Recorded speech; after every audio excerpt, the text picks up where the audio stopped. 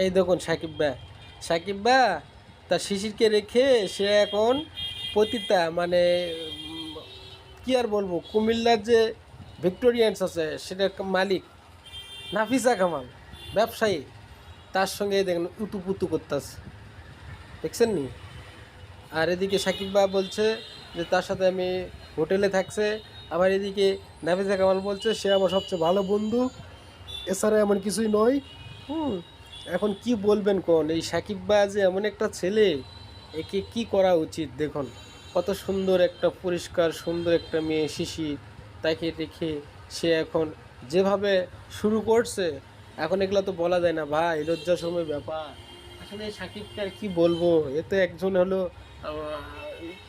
কি বলবো, এ একজন হচ্ছে জুয়ারি, জুয়ারি সে কেমন ক্রিকেটটা তো ধ্বংস করছে জুয়ারি।